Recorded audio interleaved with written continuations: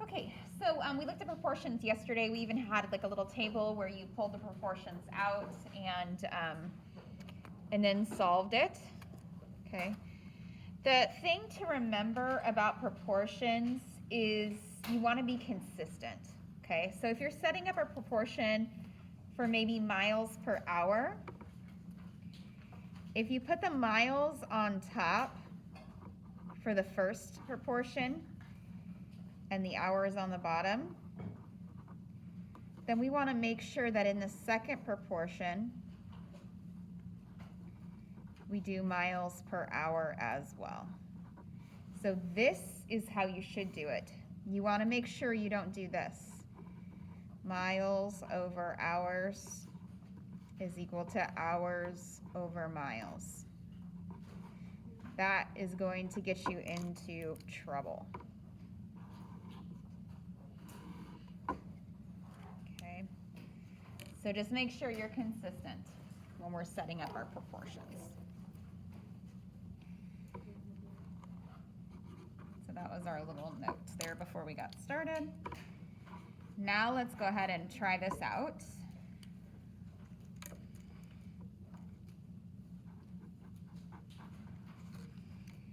So let's see that the ratio of hot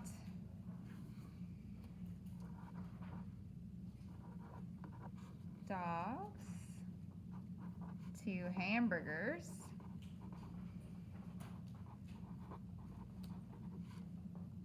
sold at a basketball game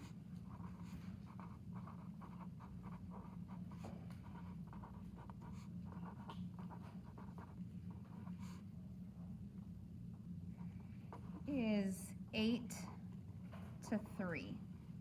Okay.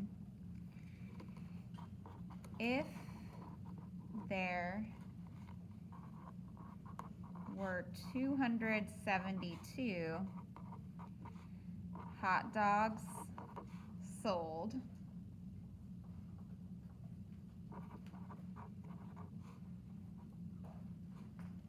how many hamburgers were sold?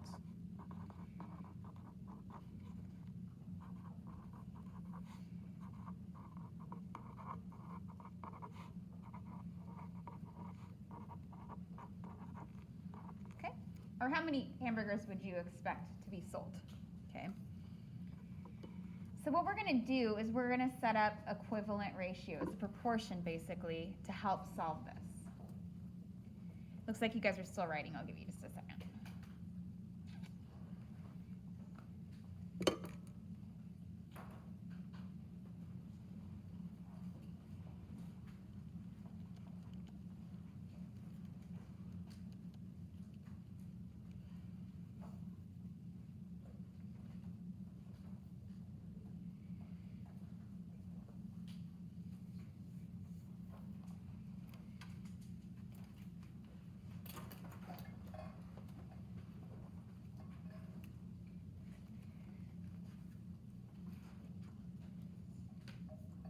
Okay. So let's go ahead and set this up. So we are talking about hot dogs to hamburgers, okay? Now because it says hot dogs to hamburgers and the hot dogs is first, then we know that the hot dogs is referring to the 8. And this symbol right here can be read 2, just like that can be read as 2. Okay, so this is 8-3 is hot dogs to hamburgers. So when I write this as a ratio like this, we'll do 8/3. So here's our hot dogs. And here's our burgers. Okay. So now when you set up the second ratio, you just want to make sure that your hot dogs are on top, your burgers are on the bottom. Okay. Well, it tells us that 272 hot dogs were sold. So we're going to put our hot dogs on the top just like we did for the first ratio. And then we can just put a variable on the bottom to hold the place for our hamburgers since that is what we're solving for. So I'll put a little h there. Now, once you have a proportion set up, you can multiply diagonally and divide and find out how many hamburgers were sold. So let me do that.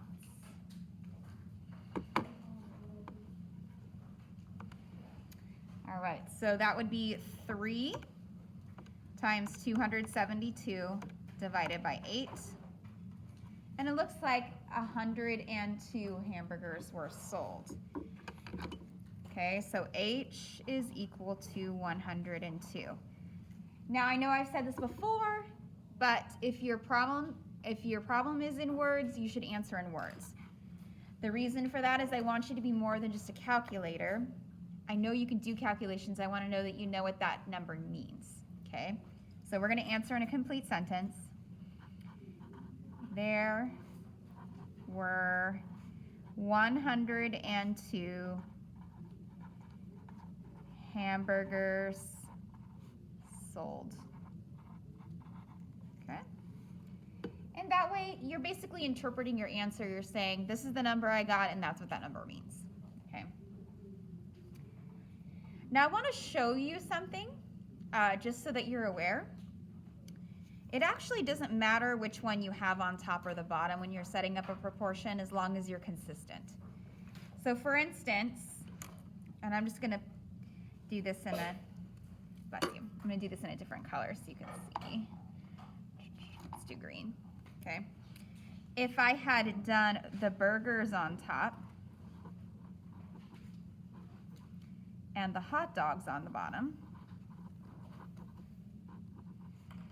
then it would have been 3/8. Now again, just being consistent is the key here. If hot dogs are on the bottom for this ratio, then hot dogs should be on the bottom for this ratio. And then we would do our variable here to hold the place. Now when I multiply diagonally and divide, the same things are happening, because look, you did 3 times 272 divided by 8. 3 times 272 divided by 8. So as long as you're consistent with which one you have on the top and which one you have on the bottom, it doesn't matter how you set up your ratios. Okay? See, look, I got 102 again. So I just wanted to show you that. Just a little offshoot of that example.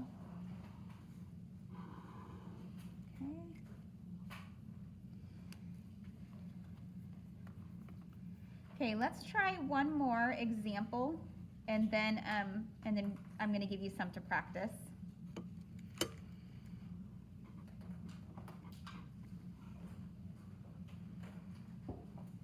Okay.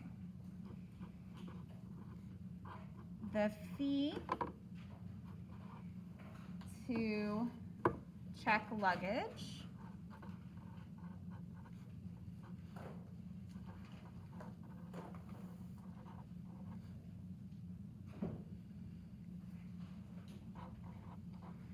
for an airline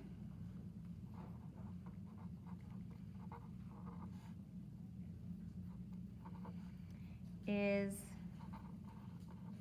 based on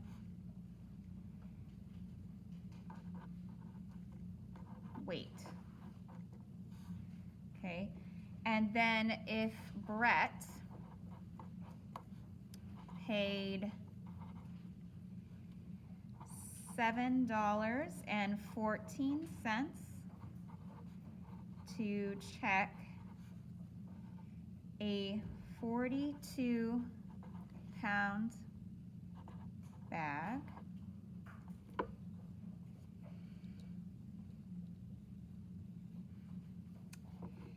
how much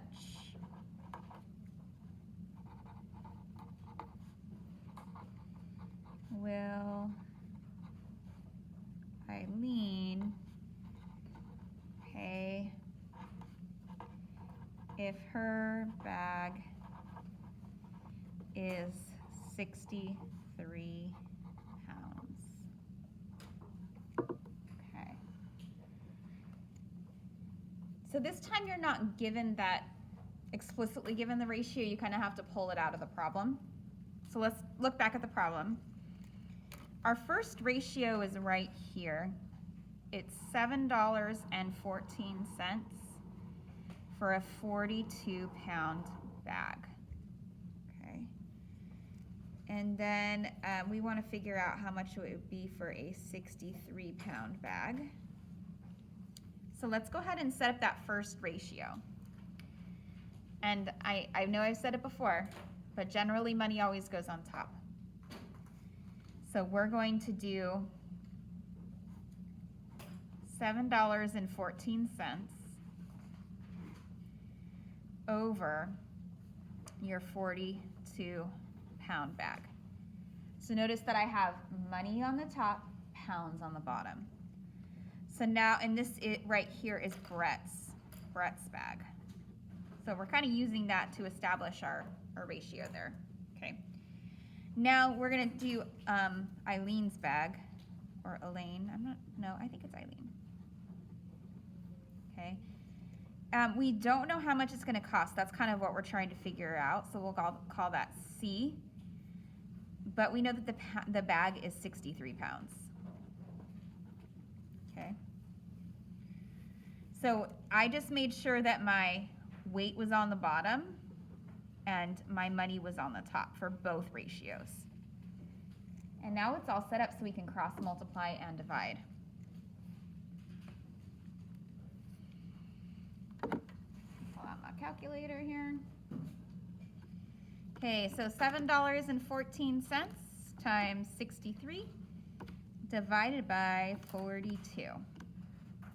Okay, so we're getting that C is equal to 10 71/100, which is money, because that's what we're looking for. We're looking for the cost for the bag. Okay. And like I said, I want you to be more than a calculator, so we're going to answer this in a complete sentence. We can say Eileen's bag will cost $10.71 to check.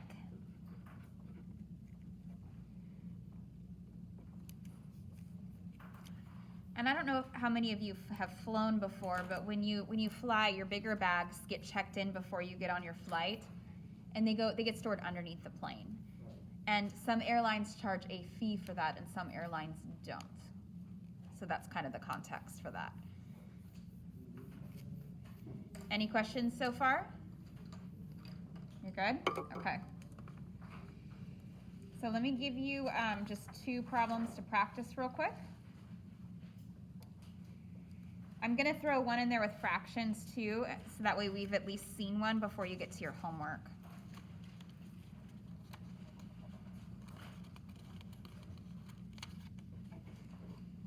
We've already done one with decimals, so we'll get a fraction one as well. All right.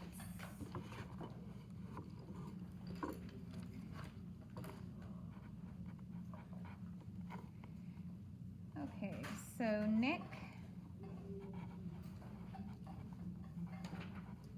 walked 3/4 of a mile in 12 minutes.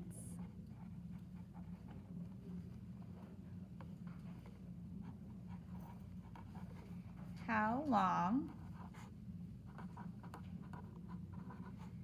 would it take him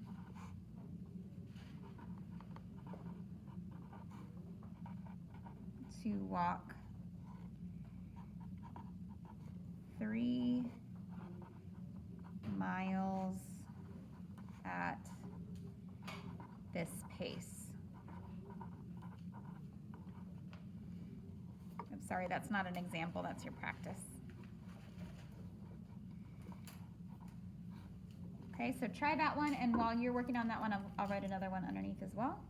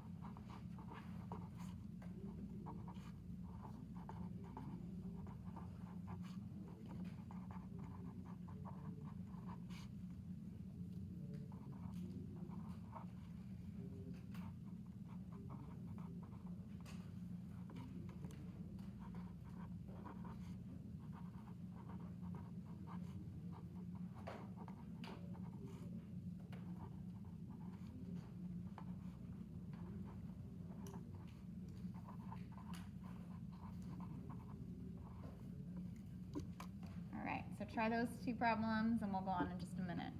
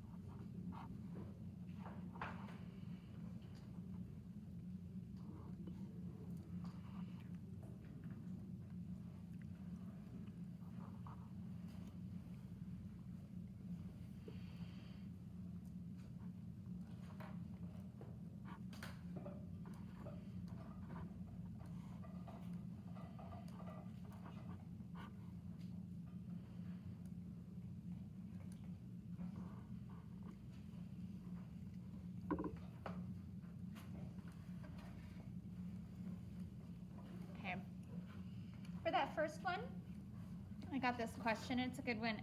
Can you change that fraction to a decimal? Yes, you can. Yes, you can. And that definitely makes it simpler when you're using a calculator. So that's what I'm going to do. I put miles over minutes, but if you put minutes over miles, you'll get the same answer. Okay.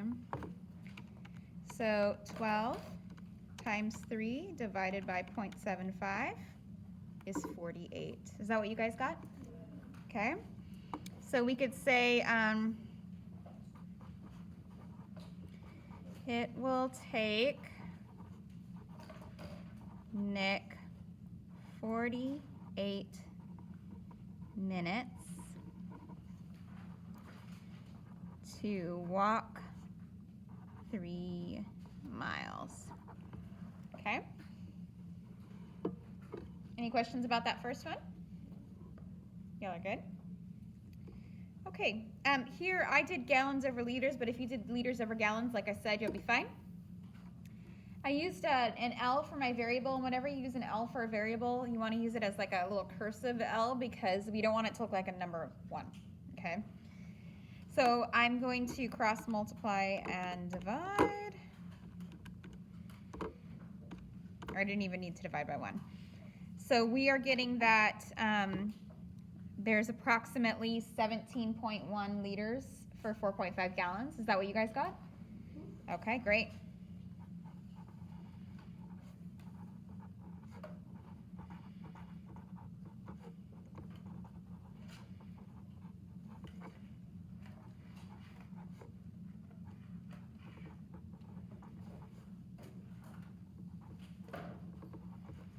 Okay. All right, we got all of our answers in complete sentences so that we know what those numbers mean. And that's it for notes. So what we're going to be doing next, I'll show you the table of contents in just a minute, but I want to explain this first. Okay. You are given